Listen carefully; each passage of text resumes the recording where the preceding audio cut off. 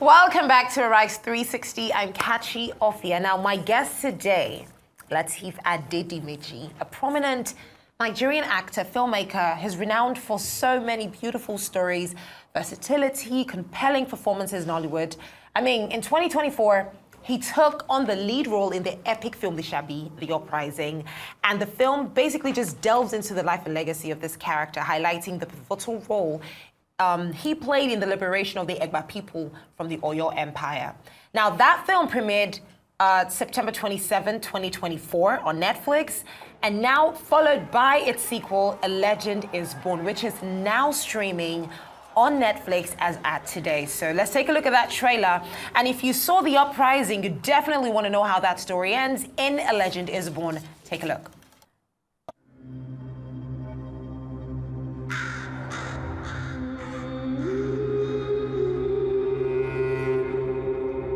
Lisabi, Tanieko.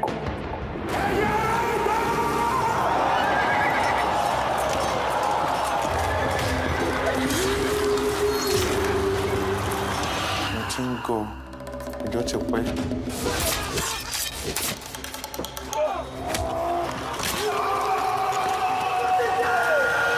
Ní báyìí o, àṣàṣọ lójú eégún, wàá dẹ̀ rí mi kedere.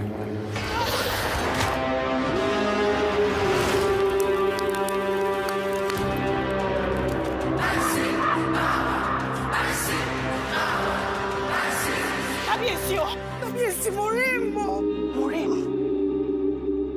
Kọ́tọ́ dìbò yìí ọ̀la, mo fẹ́ kẹ́ ẹ ti pa ẹgbẹ̀rún mẹ́fà dìbò. Ọlọ́!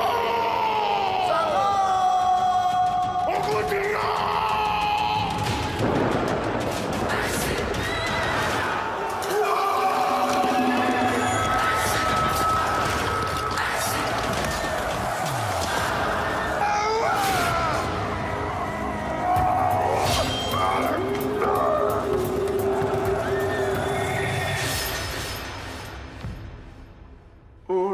Ṣe fún baba ńlá baba wọn kí wọ́n tó sọ di bímọ wa lọ.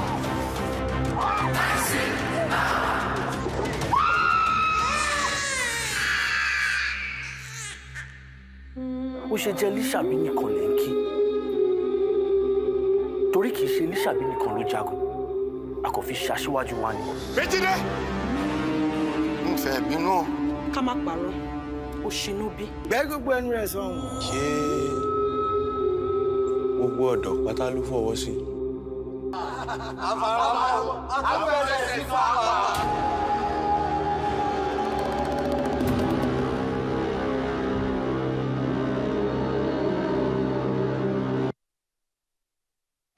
You know the beauty about this story? You're not late. You are actually just in time. If you haven't seen the first movie, I feel like you're even in a better position because now you get to see both. Lateef, I'm so happy to have you join me on Arise 360 today. And I have to just start by saying well done. How do you feel about the year that you had in 2024? It wasn't a smooth one. Yeah. But I'm glad I took the bold step to do most of the things that I did. Because, first, it's about taking the risk, not knowing what is going to come out of it, but you just want to try it and then see what, even if you fail, there's nothing wrong in failing and then picking it up again. So I was that intentional about 2024 and I went all the way down and then. And I would say for me, it's evident that you were very, very intentional. And I want us to streamline this to your industry. Now, looking at all the movies that you've put out, I would say I grew, a part of me by growing up in Lagos, I had a lot of aunties and would watch Yoruba films on television. And when we watched even Jennifer, originally, when it came out, it was a Yoruba film. Before eventually it branched out to becoming English language and everything. And you could see the love everyone had for that. The art of storytelling, how would you say, in terms of where you're from and how you do what you do, it started for you? Where did it come from? How did you know this is how I want to tell my stories and this is what I want people to feel when they see my stories? Right, okay. Right from my secondary school, I was trained and molded by a non-government organization, actually. Okay. A community life project. So basically, they go to secondary schools and then pick their best students and then take them to their own organization, train them to be peer educators and counselors. They take us through 18 topics: self-awareness, self-esteem, assertiveness, passiveness, all of those topics, just that we'll be able to communicate with our peers if there is any discussion about STD, sexually transmitted infection, HIV, AIDS, and all of that, basically. So that's what they trained us on. But the training is through acting, singing, and dancing.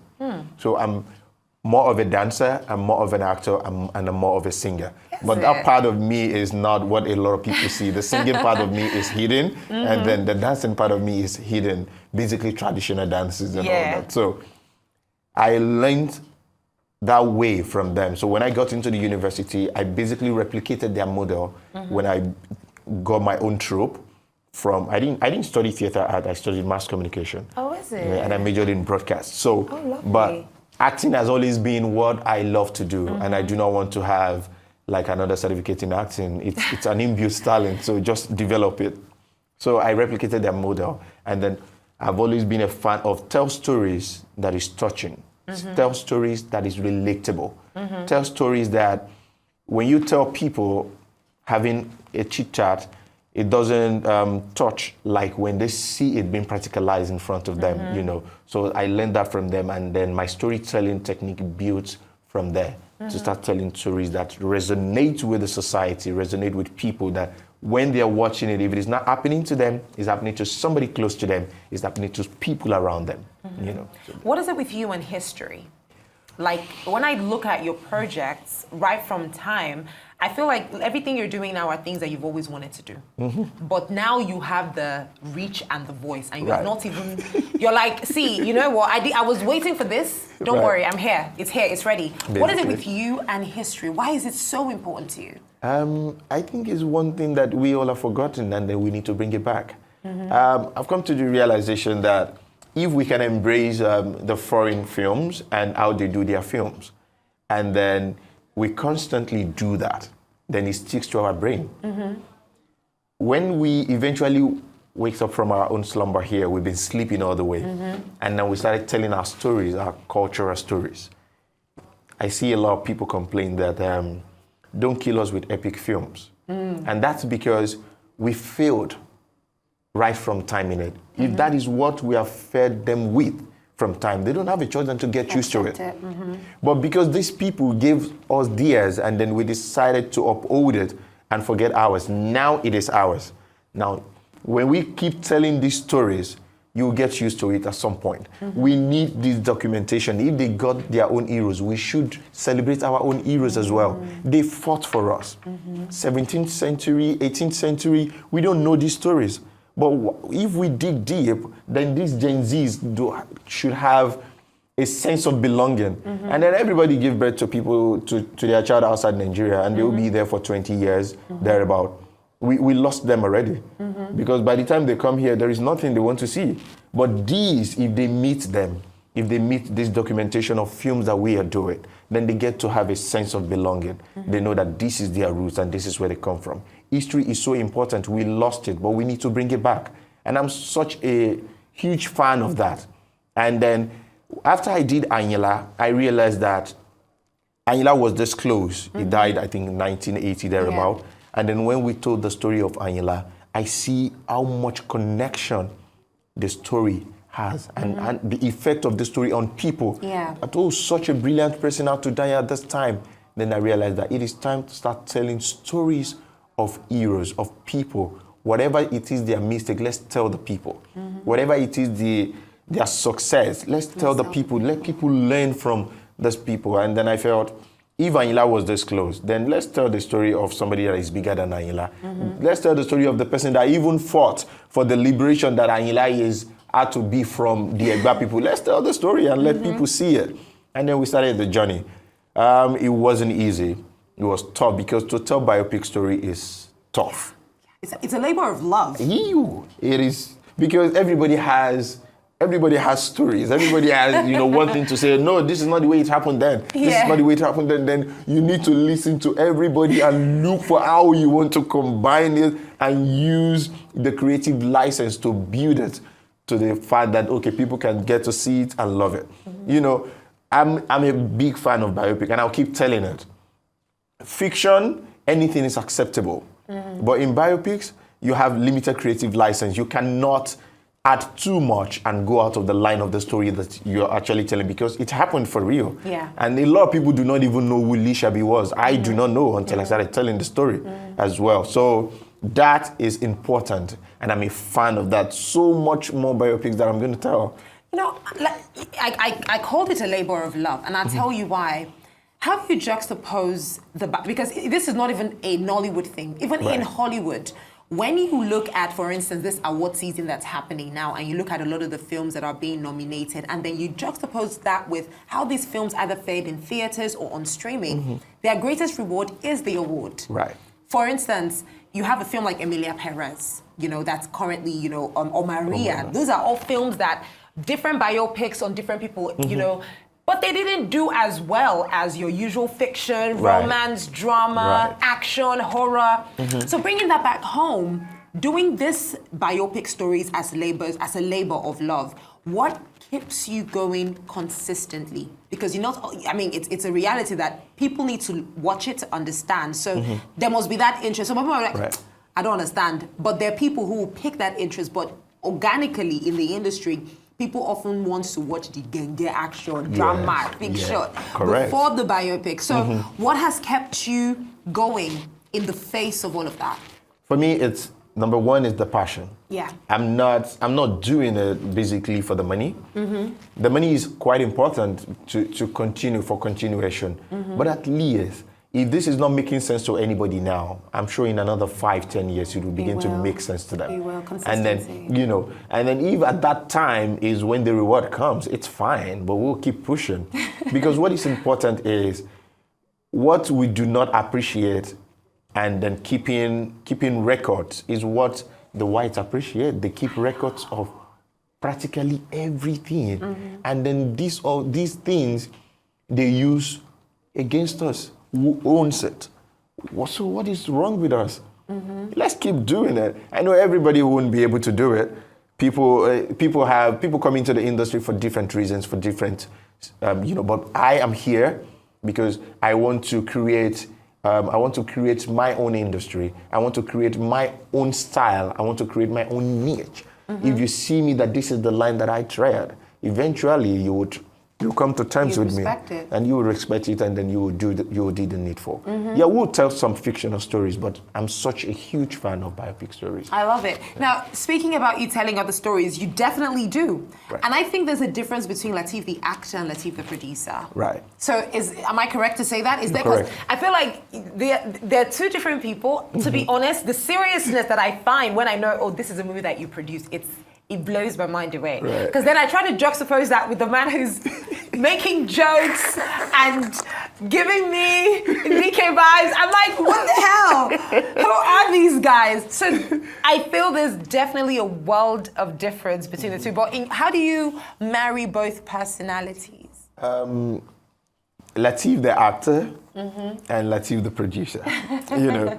The very first passion is acting, actually. Yeah. That's where the whole journey started from. But it goes beyond. If you really want to build an empire for yourself, then you need to move away from just being an actor into that line that I just moved to. Yeah. It took me time to produce this one. This is my first big screen job. I've never produced. All I produce in my life is just 2. But you've acted in a lot of projects. Yes. Because I think that's at the point I realized that you will keep using what you have in other people's film. And you will keep promoting other people's job, which is good. They called you for it, they see that you can deliver it, and they casted you, and you went deliver it. But you do not have a right over the film. No. It's not your film. You only featured in it. What keeps you there, even when you're no longer acting anymore, is you jumping into all this other line of production. Yeah. And that's why I felt, okay, it's high time you start doing your own thing. Build your own empire, do your own thing, and then let's produce this one first. A lot of people thought he can never do it. He won't be able to do it. But I love it when people tell me that because I'm stubborn when it comes to you telling me I can't do it. Okay, I'll do it. Even if I fail, I'll do it. I'll just make sure that I do it. When I feel, don't worry, if I fall, I'll stand again. Yeah. That's just basically it. And then that's how I jump into the producing level. And then I've got a woman who would not allow me rest. No, she would not allow me rest. She would always be, no, you don't know who you are. This, you have got too much in your body. Release it to the world. Jump into this one. You should do this. You should do this. You should do that. Okay, don't worry. I'll take it a step after the other. And then, but it is important that I just don't want to be an actor because it goes beyond acting. It's a religion for me. This profession is another religion. It's just like my religion. I take it as a religion. And then when you take something as your religion, it goes beyond just you coming to act or you just coming to make people laugh. If I make you laugh and then I make you smile at times, there is a time that you are going to remember my smile, my acting, and all of that. And I say, oh, he's such a good guy. And there are times that I need you to think beyond that. I need you to see me beyond that level of just an actor. See me as, okay, but he can do good productions as well. And that is where we are at right now. Right, so we are there right now. And then we are moving forward also with my film Village. And I really want to be a Tyler Perry of Africa, so somehow we are getting to that point as well. Wait, when you say a Tyler Perry, are you giving us like multiple characters in one person?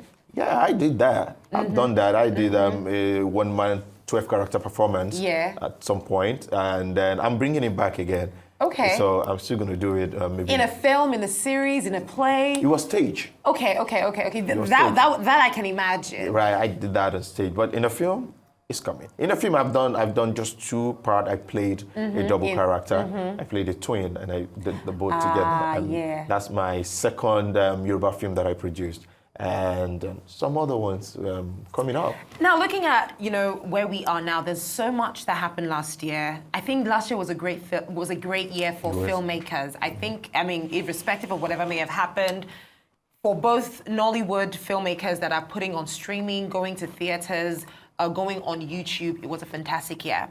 I think 2025 should be the year of consolidation.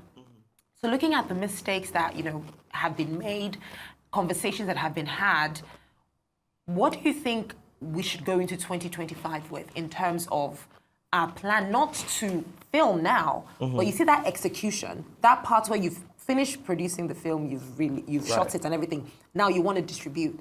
That is often where that challenge shows up. So how do you think we can go into 2025 with a clearer understanding of distribution channels? Because there seems to be a serious loophole there in our chain of distribution for our films.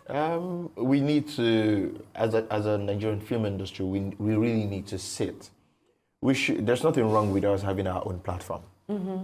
There's nothing wrong, because if we do and then we pour out what we do on that platform, that means we have what is our own, what we can call our own. And it's just so going to be important for people here in Nigeria to embrace what is ours. Yeah, we can choose to go on other streaming platforms to watch other films that are not from this part of the world, but if we have our own and then we put our own there, we can achieve a whole lot. There's going to be a lot of conversation around that this year. We just have to. It is not about I have a connection with this, I have a connection with this, I have a connection with this. It is about togetherness at this point. It is. We have to come together. We have to really stand as one industry and bring it back. It's more like, I'm such a huge fan of collaboration. We can do that because when 10 people come together and produce one film, and one person produces one film, there's a difference between the 10 heads and the one head. There's a combination of ideas, combination of different things in one film, and just one person doing one film. So that thing is what we have not explored, and then we need to put a lot of effort into that. Well, you know what my fear is, Lateef? Look, people like yourself, you're doing so well. Right? And a lot of other filmmakers, this year, I'm excited at the prospects for cinema, for streaming. Right. Everyone in their own circle is doing great. Now, look at this. You have a village, for instance. Every house is doing well, right? But there are other people that may not be doing as well and may not know how to find their feet, but every house is fine. What are the odds that all the people in those houses, all the chiefs will come and say, okay, let's come and put our heads together to help those that are not doing well? If you're comfortable, you're comfortable. And I feel like that's the stage we're getting into because as a creative economy, we're resilient. Right. I'm sure you are a product of a lot of resilience and hard work. You've suffered in this industry. I suffered. That's what I'm saying. I'm sure you have because like it's been long. Oh, way longer. And you've come now to this point and someone will come and say, okay, you should come and put your heads together. You've worked to get here. A lot of other people have worked to get to this point. So what are the odds that, I think my question is why? Why would everybody now come and say, okay, let's figure, it's working for you. It's working for a lot of other people. So why fix it if it's not working for them? Right. I feel whatever is working for one person right now is still a combination of different heads. The only thing the person isn't doing is we are not like collaborating like collaboration should be. Yeah. I'm paying you for your service. You do me the service and then that's about it. And there's a difference between me paying you and you being part of the service. Yes. There's a way you carry a job you're being paid for, and there's a way you carry a job that your name is going to be on it. So that's the difference we need to create. Yes, there are people that are not, we all cannot be on the same level, but at the same time, I may not be here, but I may have what you that is here do not have, even when I'm below you. So there's nothing wrong in you seeing that thing in me and then explore it with me. Collaborating. To take me there. It's nothing wrong. But what I feel is the problem is a lot of people that are there may not even want those that are coming to meet up. Yeah. Which is wrong. Everybody can be there and still do something interesting. That's what we should look up to. And that's where the togetherness is from. And that's what I preach. And that's what we preach with Lisabi. Wow. The very first cooperative society that ever existed in this part of the world started from Lisabi. And that was when he gathered all of the farmers together and then they started helping themselves in their different farms and all of that. And when it was time for him, he said, I'm not doing farming. I wanted us to fight the war for liberation. That was love. That was cooperation. I would help you first. I will show you love. So when I request for love from you, you should be able to give it back to me. That's what we should explore. That's exactly what we need to explore. Lateef Adedimeji, you are a fantastic actor. I'm so happy every time I see you on the screen. Thank you for just staying strong and just keeping your creative energy, protecting it. Thank you so much. Because I know it's been a long journey. Thank you. And a big shout out to your wife as well. She's amazing. Every man needs that support system. And I love how you celebrate her and she celebrates you. So it's been an amazing conversation. Thank you so much. I know exactly what we're doing this evening. We're watching A Legend is Born. Right. That's exactly what we're seeing. It's out on Netflix right now.